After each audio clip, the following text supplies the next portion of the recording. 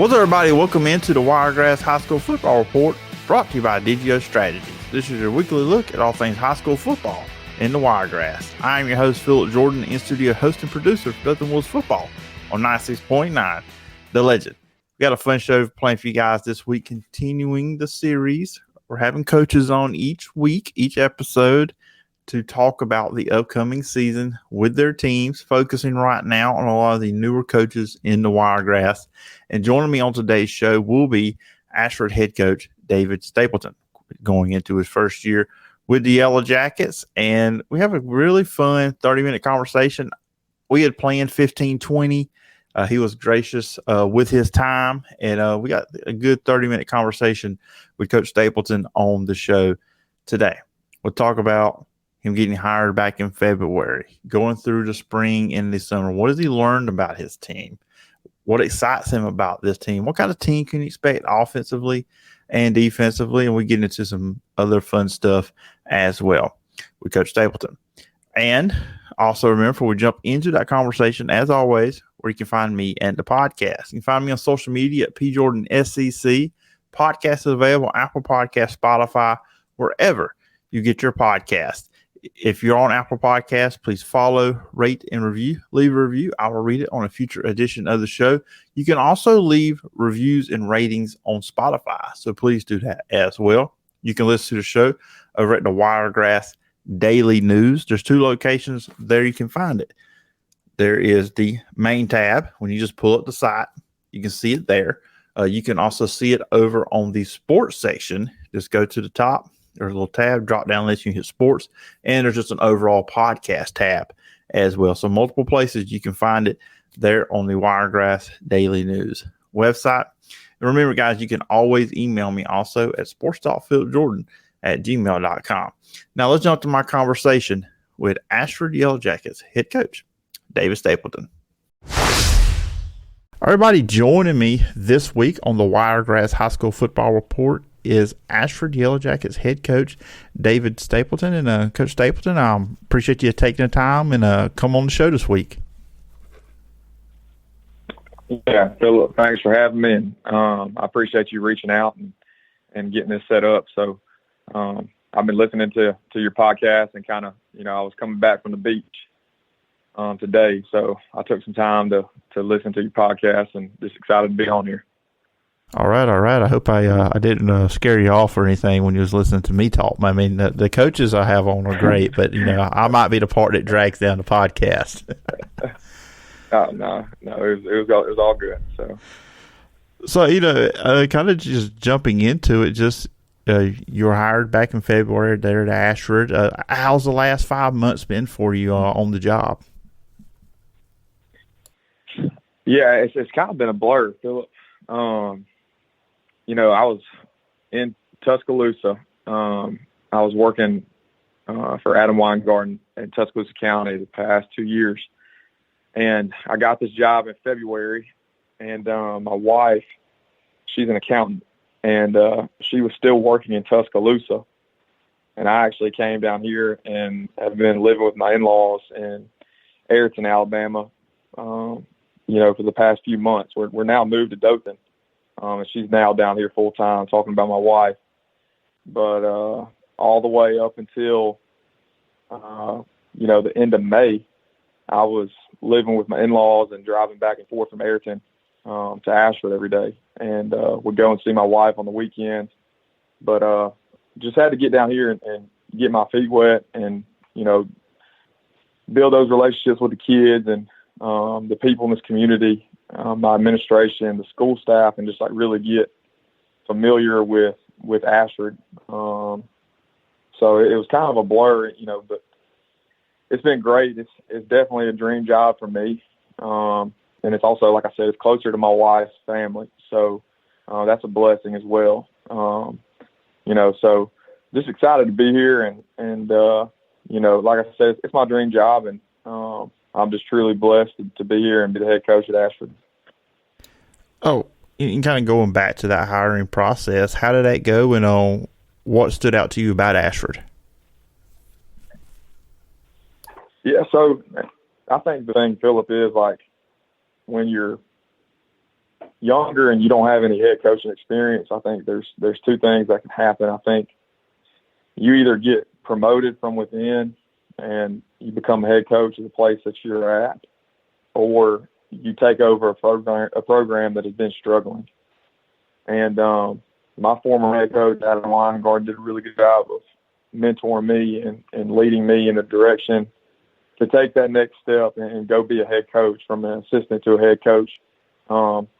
Just being with him the past 2 years. And so just getting out there and interviewing, and, it's crazy, Phillip, because I never really this past off season when I was, I was interviewing and trying to get the experience, what it would be like to get that position. And, I came down here to Ashford, and it was closer to my wife's family, and, just talking to my wife, and it was funny because I actually pulled up that day at Ashford, and, I just told my wife, I don't really know if anything will come of this at all. And, I guess I didn't really have crazy expectations. I really didn't think that they would call me back, Phillip, if I'm being honest with you, just because of having that lack of experience that I mentioned, because I know it can be a turnoff to a lot of people.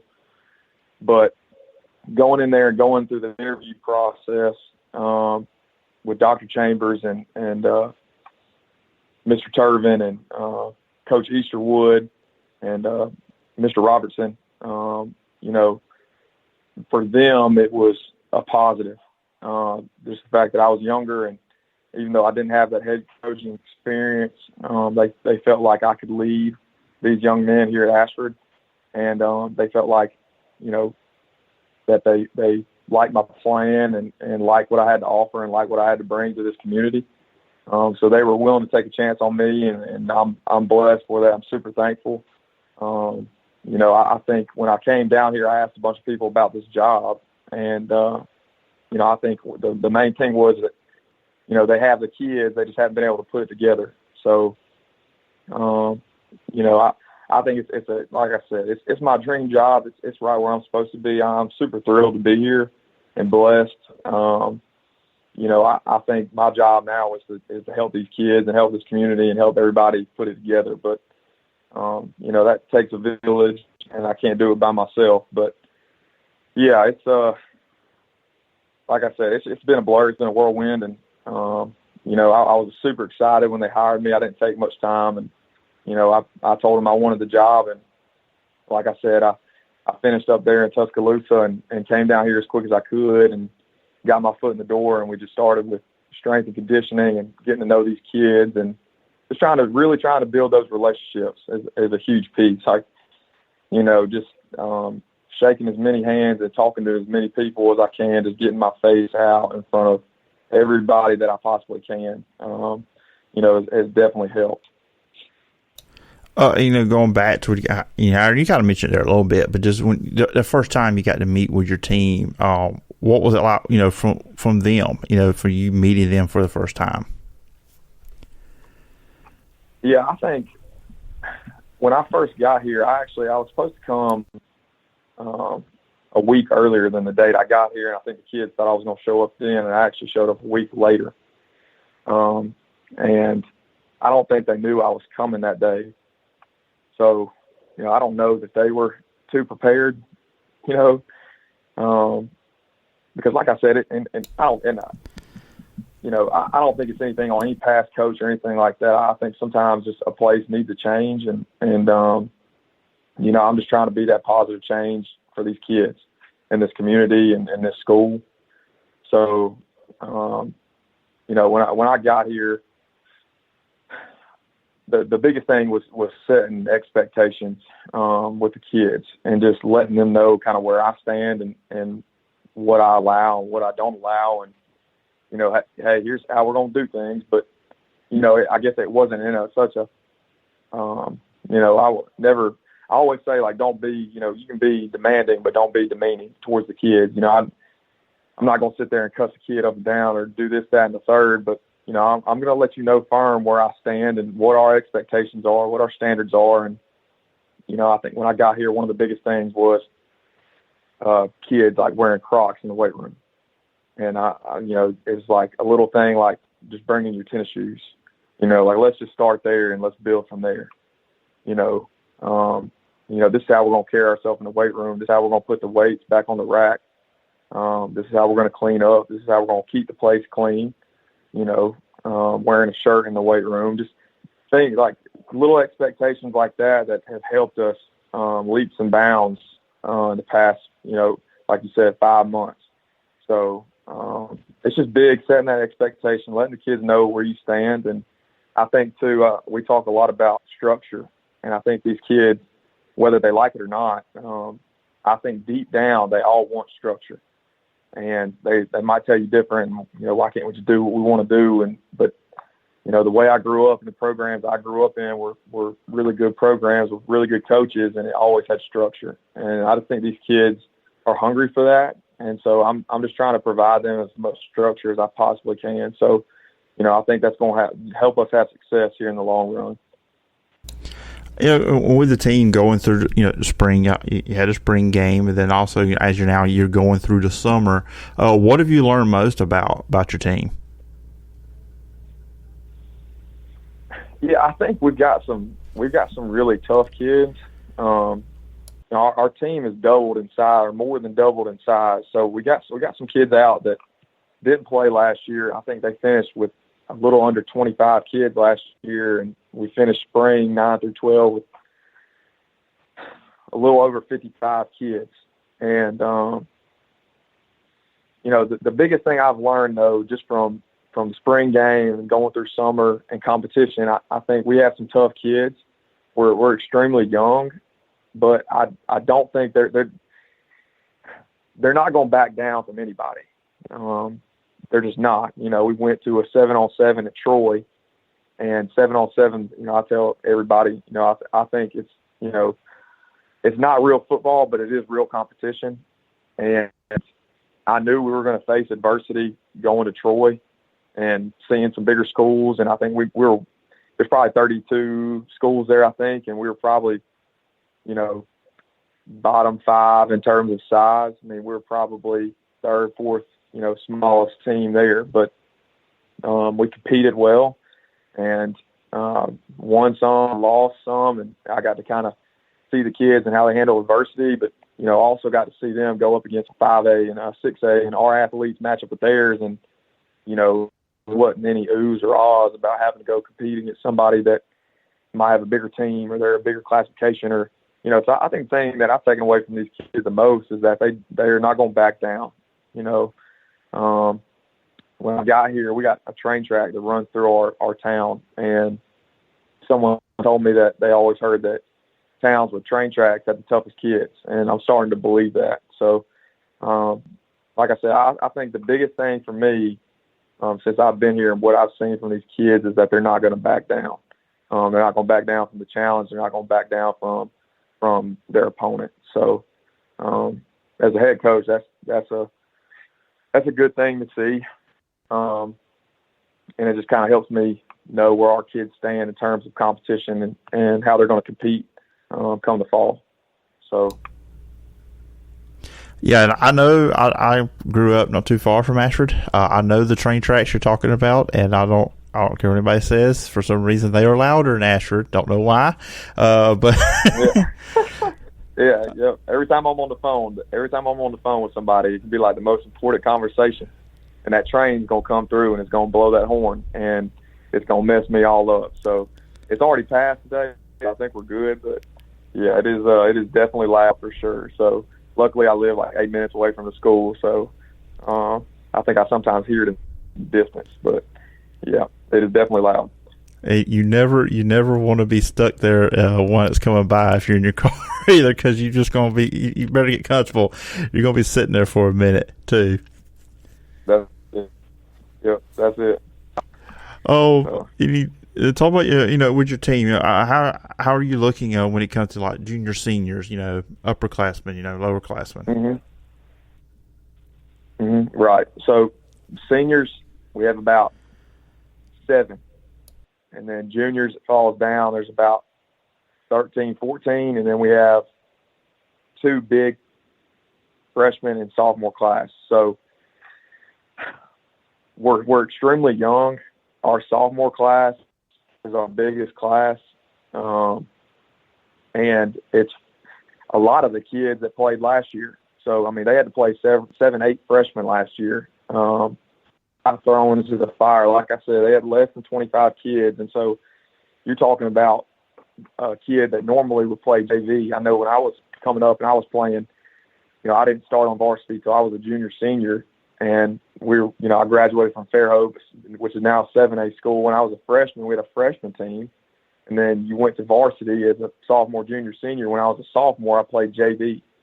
And so, I mean, I told our coaches, I can't imagine, getting thrown into the fire like that at that young of an age and playing under Friday Night Lights, which is it can be a big moment, or it is a big moment, but especially for a kid that's a freshman. I mean, we're talking about 14, 15-year-olds, so a lot of those kids have already played varsity snaps, which is big for us. I mean, they're still young kids, and you're talking about kids that probably would be playing JV on another team, but I mean, they're going to have to play on Friday nights. Like, they're just going to have to, because that's just the nature of the beast. And, we're a 3A school currently, and that's just the way it is. But I think with them playing last year, I think that definitely gives us an edge. They know what to expect. Now, from, what I've heard, they kind of started to turn that dial last year, and I think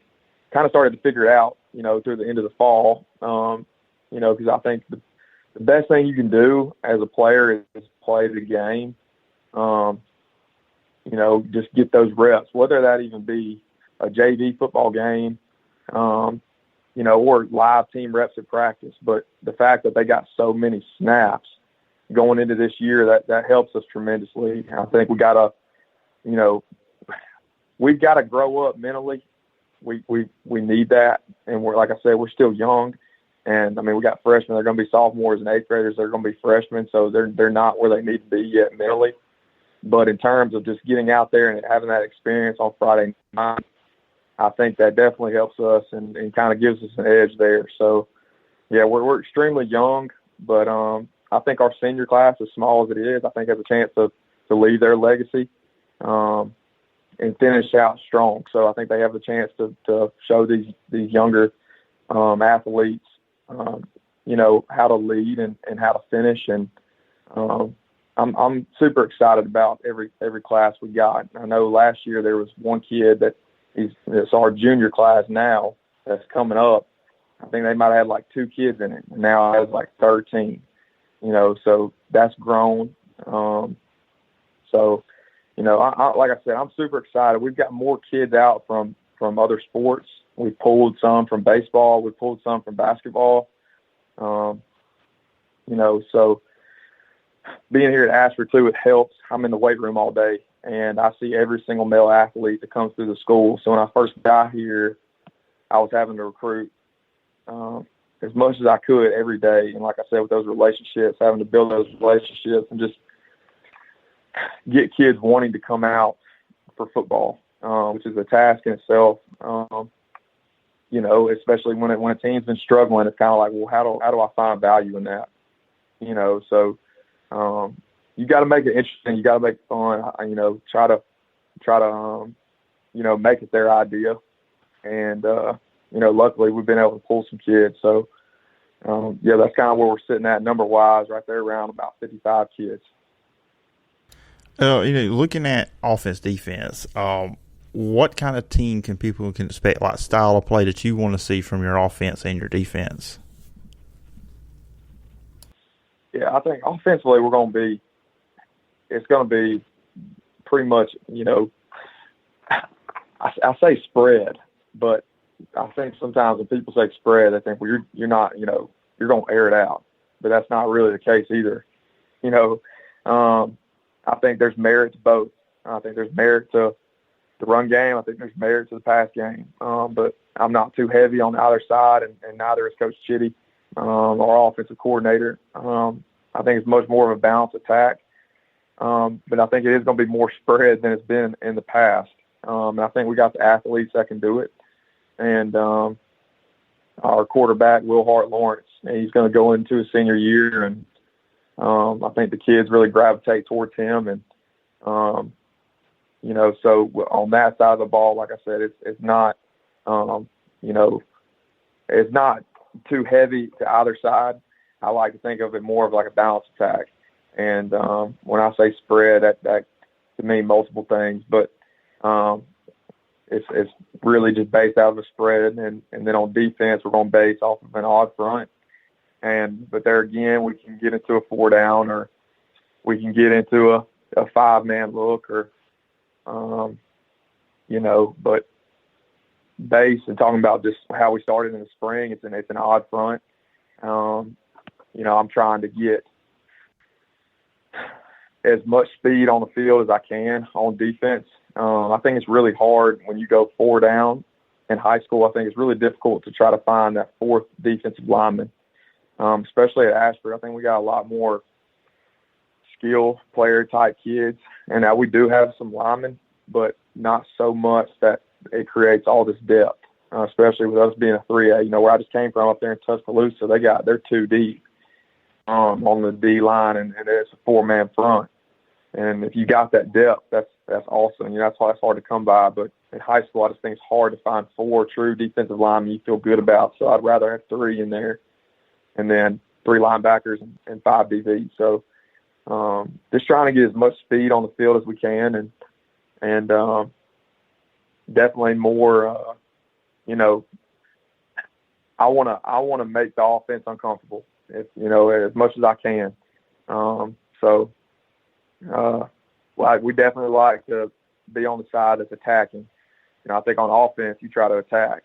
So I think on defense you got to do the same thing. I think you got to attack on defense. You got to force their hand and make them feel pressure, and make them feel uneasy, and then force turnovers and force incompletions and force sacks and negative plays. And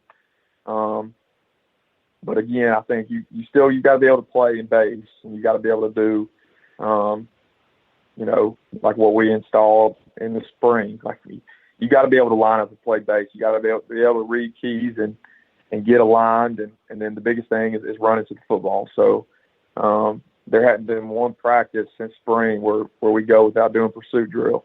So the emphasis on running to the football is massive. It's key for us, and without that, it really don't matter what you line up in. So if you're not pursuing the football, you can just forget the rest of it and then throw the rest of it out the window. But if you got 11 guys that are going to pursue the football with violent intentions, then you're going to give yourself a chance. And we got some kids with some speed, and we definitely have some athletes around here, and I'm excited to see it all come together. Yeah, whenever I hear a coach talk about, and I don't know if you meant the opposing team or if you even talk about your own offense in practice, but the uncomfortable part is, I always think about Trent Dilfer. He talks about comfortable being uncomfortable and stuff like that. That always pops in my head whenever I hear another coach brings that up. Right. Yeah. We definitely want to be comfortable being uncomfortable. I mean,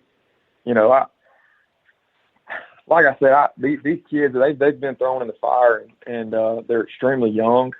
And I think, and then being truthful, they have a ways to go mentally, but I did too when I was a freshman and sophomore. So, I think they've got to learn how to overcome some certain things, and it's not an easy task. I mean, you're talking about rebuilding the program, and I think that takes time. And like I said, I was listening to your podcast today, and I heard one of the coaches talk about how Rome wasn't built in a day, and he kind of talked about that. And it was funny because, like, when I first got here to Ashford, and there was another interview, and I was talking, and I said, Rome wasn't built in a day, but they laid bricks every day.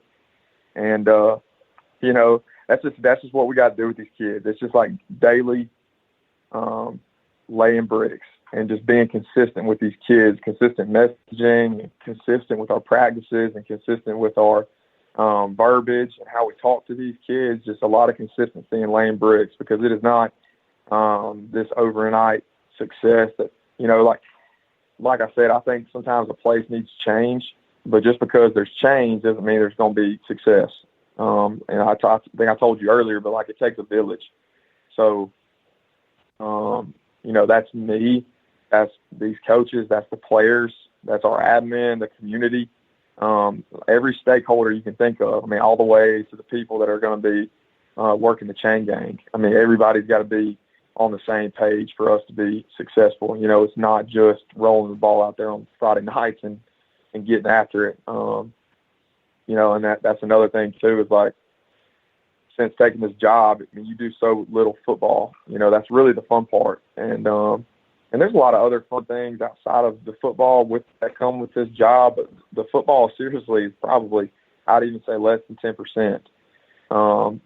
Everything that really goes on, like, behind the curtains. So, I just think we just keep laying bricks and keep being consistent with these kids. And then over time, things together. So, like I said, I feel good about it, and I'm super excited to see it all come together. The kids have been working their tails off, and I'm excited to get them back tomorrow. So, yep. In last couple of things, and I told you 20, I've kept you a few minutes over. So these last two things I told you about off the air, there's some fun questions I like to ask Coach, especially the first time they come on to the show. And the first one is, and you kind of alluded to it actually earlier in our conversation here, but when you hear the term Friday Night Lights, Friday Night Football, what comes to mind for you?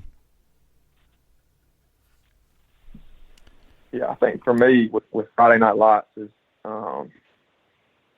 growing up, I was a ball boy whenever I was playing like city league football. And I just always remember just walking on the field with the players, like during pregame, and tossing the ball around. And the air kind of feels a little different. The grass you're walking on kind of feels a little different, almost like it's like sacred, you can smell what they're cooking at the concession stand. There might even be like some smoke coming from the grills in the sky, and it's definitely a sacred night. I think Friday nights is like, I think it's the closest thing you can probably get to like war. I think there's just so much that goes into it, and there's so many people that pour into it. And then, it's just two different teams that they're going out there competing, trying to come out on top. And, and you're doing it with your brothers. And as a coaching staff, those are your brothers too. So, like I said, you just there's so much poured into it. You're talking about entire off season and, spring and summer. And there's just so much like lead up and anticipation. Fans pouring in, and then kids watching and looking up to the players and the band and the cheerleaders. I think there's just so much about a Friday night that's so sacred and special. The announcers, there's just so many things that come to mind, that I just think back to, even like I said, I think all the way back to being a ball boy, and how special that felt. And even on like the bus ride there, and then if you won, the bus ride home was always good. And if you lost, the bus ride home was always bad, right? Like, and then my dad was a coach. So, it was always like, boy, I hope we better win. So it's going to be a good weekend. If we lose, it's not going to be that good a weekend. So like I said, there's so many people that pour into it. There's so many emotions. It's really is hard to describe. I think, I just think that you have to be part of it to understand it. It's different than anything else, in my opinion. I think it's very pure. I think the college game it used to be very pure. I don't know if it's as pure anymore. So I think like your JV, your middle school teams, and then also your Friday Night Lights is like the most pure football that you can possibly get. You really have kids that are truly, playing for Ashford, or playing for whatever school they're playing for. So that just makes it even more special that, they're playing for they're playing for the love of the game, and they're playing for their community and their school and their brothers. And I think, that's can't get any more pure than that. So, yeah, there's a million answers to that question, but it's like I said, I think the biggest word is that it's sacred. It's just a sacred night and a special night. Yeah, I agree with you, and that's a response. That's usually consensus on the response to that question. And the last question before I let you go, and this is part of those questions. When you can get a chance to get away from football, which I know this time of year, that's you're all in, getting ready for the season. But when there comes a point when you can get away, what are some things you enjoy doing outside of football? Yeah, so I told you earlier we're at the beach this past week, and so I was with my wife and her family, and we like to go and visit them and down in Ayrton and get out by the pool if we can, and get down to the beach, and then we just love going to eat at different restaurants and kind of exploring the area. She's kind of from the Wiregrass, and I graduated from Troy, but I've never lived in Dothan, and so kind of going out and eating and finding different places we like, and then just watching Braves baseball, and if we're lucky enough to go see a game. So just really simple and low key. I think both of us spend a lot of time working, so when we get some downtime, I think we like to be down, and kind of keep it pretty low key. So like I said, if I can get away and go to the beach, go to the pool, that's great. And if we can't, then we're just going to stay in town and find, some place good to eat, and then get back to the house. And like I said, like during the summer, it's been, cut on the Braves game. So that's really pretty much it. Well, being in Dothan, you never have to worry about not being able to find somewhere to go eat. There's plenty of places to go eat at around here. That is for sure. There is no doubt. Yes, there's definitely some good food. So, we're big fans of La Paria and is it Richie B's? I ate there not too long ago. So, and then Ashford's got good food too. Talking about Broadway and David's, and there's some good places right there on the strip too. So yeah, I've definitely been eating good. So, I try to move around a lot at practice so I can, keep some of this weight off of them. But yeah. It's the restaurant capital of the world, I believe, here in the Wiregrass. But anyways, Coach, I told you 20, I've kept you 30, but I appreciate you coming on the show, talking about the process, you get hired, a little bit about yourself, just the team, and all this other stuff we talked about. I appreciate you coming on the show, and I hope I can catch up with you during the season sometime. Yes, sir. Yeah, I appreciate you, Phillip, and appreciate what you're doing. And like I said, thanks for reaching out again, and looking forward to speaking again. All right, sounds good, Coach. But anyways, look forward to talking again sometime down the road. All right, thank you, Phillip.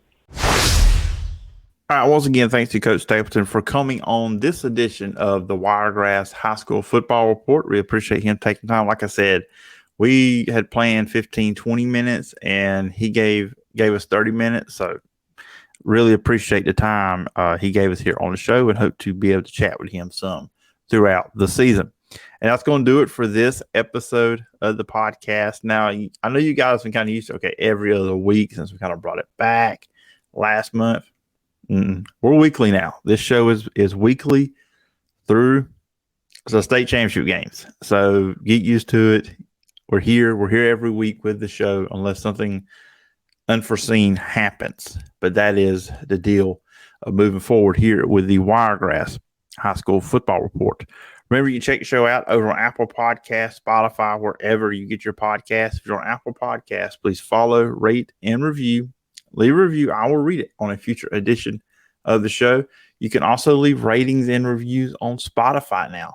So if you're a Spotify user, please go and do that. You can also check out the show over at the Wiregrass Daily News. I told you at the top, different locations you can find that on the site, the main page, the podcast tab, and also the sports tab as well. And if you see it up on Facebook, leave a comment. Let us know what you think about the show. that would be really appreciated as well. If you have a comment, an idea, a coach you think I should reach out to and have on the show, you can always email me at sportstalkphilipjordan@gmail.com. And remember, you can follow me on social media. You can hit me up there too as well at PJordanSEC. Hope everybody has a great rest of their week. Be back next week with another episode of the Wiregrass High School Football Report.